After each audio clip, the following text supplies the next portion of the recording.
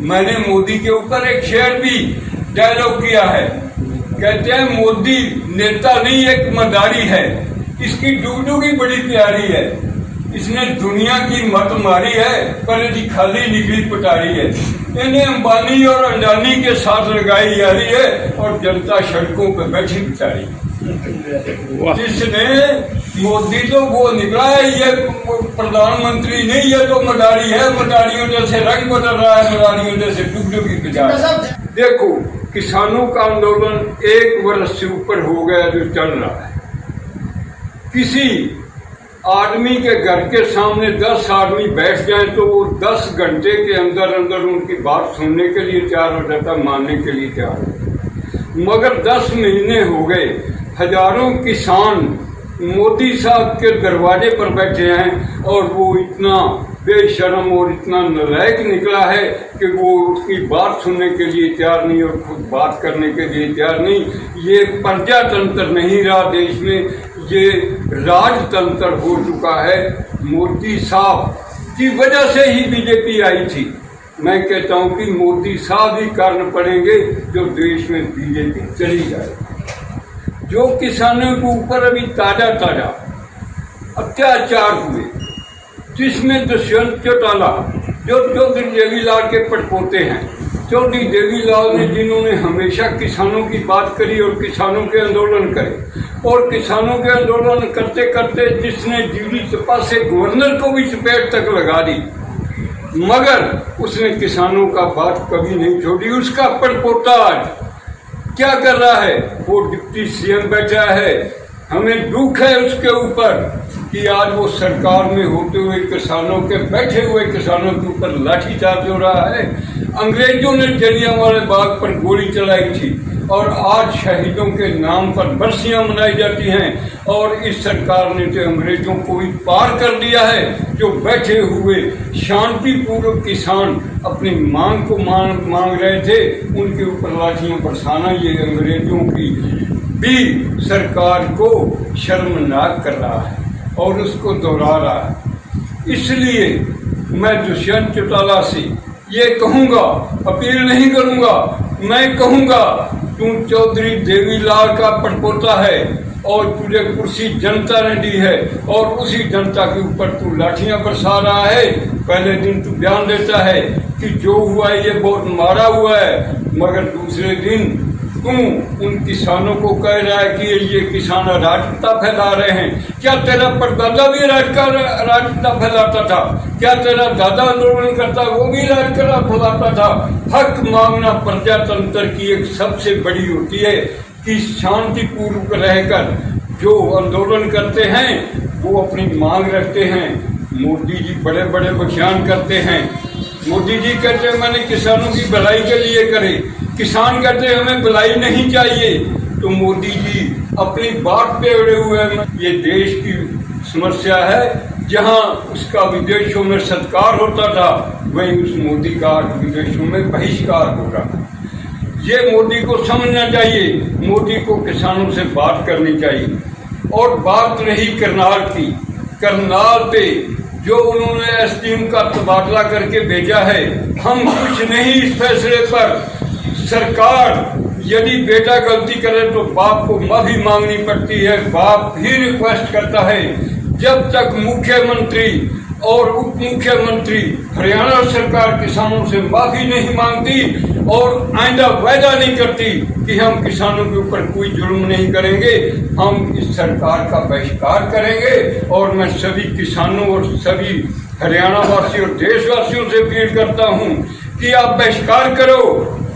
दूसरी बात मैं जलियांवाला बाग की कहूंगा कि जलियांवाला बाग जिसको अंग्रेजों ने वहां पर प्रदर्शनकारियों पर गोलियों से भून डाला था, वही वारदात इन्होंने हरियाणा सरकार ने करनाल में दोहराई है। प्रदर्शनकारी अपनी सड़क पर आंदोलन कर रहे थे और डिमांड कर रहे थे कि कानूनों को वापस किया जाए, मगर इन्होंने बैठे हुए किसानों पर लाठियां बरसाई, गोली तक यार दिए और यहाँ तक कहा कि इनके सिर फोड़ दो। ये एसडीएम की बात नहीं, ये ऊपर से झंडी हिली है। और दुष्यंत चौटाला और हमारे मनोहर लाल जी खट्टर को इस बात की विधानसभा में माफ़ी मांगनी चाहिए, लिखित रूप में इनको माफ़ी मांगनी चाहिए और आइंदा ना ऐसी गलती हो, किसानों के ऊपर जुर्म ना हो। ये तो कहते हैं कि किसान अन्नदाता है, क्या अन्नदाता के ऊपर, क्या दाता के ऊपर लाठियां बरसाई जाती हैं? चौधरी देवीलाल ने बीडी तपासे को थप्पड़ मारा, उसने बदीकी की तो उसके ऊपर तो कोई कुछ नहीं कार्रवाई की गई थी। इसलिए दुष्यंत चौटाला उसके पड़पोता है, उनको चौधरी देवीलाल की अपनी अंश और वंश का ध्यान रखते हुए ये किसानों से और हरियाणा वासियों से और सभी देशवासियों से उसको माफ़ी मांगनी चाहिए और मजबूर करे सरकार को कि सरकार भी लिखित रूप से माफ़ी मांगे, तब लोगों को शांति मिले। जी साहब, एक बात बताएं, मेघालय के राज्यपाल हैं सत्यपाल मलिक जी, वो एक मांग कर रहे हैं और मीडिया के सामने उन्होंने बेबाक बोला भी है कि जिन किसानों पर लाठीचार्ज हुआ है, एक एसडीएम के आदेश पर सिर फोड़े गए हैं, उस पर मुख्यमंत्री कड़ा संज्ञान ले, इसके बारे में क्या कहेंगे? गवर्नर जो होता है वो सरकार का हेड होता है और गवर्नर की बात, इसका मतलब है कि सरकार को उसने भी कटघरे में खड़ा किया है कि सरकार जो ये अन्याय कर रही है ये वाजिब नहीं है, सरकार को माफी मांगनी चाहिए। और जो एसडीएम ने आदेश दिए हैं वो केवल अपनी तरफ से नहीं दिए कि सिर्फ फोटो किसानों को घसीट के बाहर निकालो, ये ऊपर से उसको आदेश ऐसा दिया गया था। एसडीएम आईएएस ऑफिसर होता है और आईएएस जो होते हैं उनका मतलब होता है कि कल्याणकारी, लोगों की भलाई के लिए ये आईएएस बना हुआ है। और वो लोग यदि अत्याचारी हो जाएं तो पब्लिक का क्या होगा? और पढ़े लिखे लोग कहते हैं कि समझदार होते हैं, मैं कहता हूं कि महाराजा रणजीत सिंह को देखो, जिसने एक दिन भी स्कूल में नहीं गया और 40 वर्ष तक राज किया, आज तक दुनिया महाराजा रणजीत सिंह को राज को देती है। ये तो अपनी बात है। और उस महाराजा रणजीत सिंह ने इतना बढ़िया राज किया कि उसके राज में कोई दुखी नहीं था। कोई बुढ़िया जा रही थी, उसके राज में से क्यों लेकर बुढ़िया का क्यों उसने अपने सिर पे उठा के उसके घर तक छोड़ के आया था। ऐसे होते हैं राजा। मैं कहता हूँ जिसमें अनख है, जिसमें इंसानियत है, वो चाहे बीजेपी में है, चाहे कांग्रेस में है, चाहे कम्युनिस्ट पार्टी में है, चाहे कोई भी है, उसको इस बात की आवाज उठानी चाहिए और सरकार को माफी मांगनी चाहिए। मैं उनकी दाद देता हूँ, गवर्नर साहब की दाद देता हूँ, उन बीजेपी संस्थाओं की दाद देता हूँ जो अपनी सरकार में रहते हुए ऐसी बात करते हैं। मैंने मोदी के ऊपर एक शेर भी डायलॉग किया है, कहते हैं मोदी नेता नहीं एक मदारी है, इसकी डूडूगी बड़ी प्यारी है, इसने दुनिया की मत मारी है पर यदि खाली निकली पटारी है, इन्हें अंबानी और अडानी के साथ लगाई यारी है और जनता सड़कों पर बैठी बेचारी। जिसने मोदी तो वो निकला है, ये प्रधानमंत्री नहीं, ये तो मदारी है, मदारियों जैसे रंग बदल रहा है, मदारियों जैसे डुबडुबी बेचारा। साहब, क्या आपको भय नहीं लगता आप ऐसे मोदी जी के और भाजपा के खिलाफ बोल रहे हो, आपको पुलिस अरेस्ट कर लेगी? ऐसा है जी, पुलिस अरेस्ट करे, वो पुलिस का काम है। मैं कोई गैर कानूनी बात नहीं कर रहा। प्रेस कॉन्फ्रेंस करना और अपने विचार व्यक्त करने और प्रेस के आगे रखने, ये मेरा फंडामेंटल राइट है। यदि पुलिस मते करती है तो मैं समझता हूँ कि जुर्म के ऊपर और जुर्म करना चाहती है सरकार। जिंदा साहब, एसडीएम को ट्रांसफर कर दिया गया चंडीगढ़, क्या इतना काफी है उसके काम के लिए? मैं कह रहा हूं कि एसडीएम का तो मतलब ही छोड़ो, सरकार को कटघरे में खड़ा होना चाहिए। एसडीएम का तबादला करें या ना करें, एसडीएम का यदि तबादला से क्या बिगड़ेगा? एसडीएम को तो उसको बर्खास्त कर देना चाहिए था, उसको नौकरी से हटा देना चाहिए था। उसने आईएएस होते हुए अपनी जो उसकी कार्यशैली थी वो उसने उसके ऊपर अमल नहीं किया।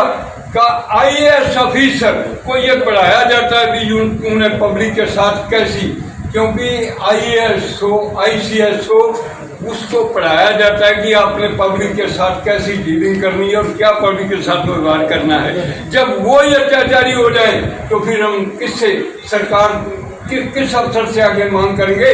और बाप होता है मुख्यमंत्री, और मुख्यमंत्री यदि इसके ऊपर कार्रवाई ठोस नहीं करते तो मैं कहता हूँ कि मुख्यमंत्री भी उतना ही गुनाहगार है, कि सीएम भी उतना ही गुनाहगार है जितने वो एसडीएम जिंदा गुनाहगार। साहब, लाठीचार्ज के मामले में एक किसान पूरी तरह से घायल हो गया था, उस किसान की मौत हो गई है, तो इससे सरकार ऐसा है कि हम देखो, मौत तो परमात्मा ने उसकी कर दिया, उसको चोट लगी, उसका अटैक हो गया, मौत हो गई, उसका टाइम आ गया।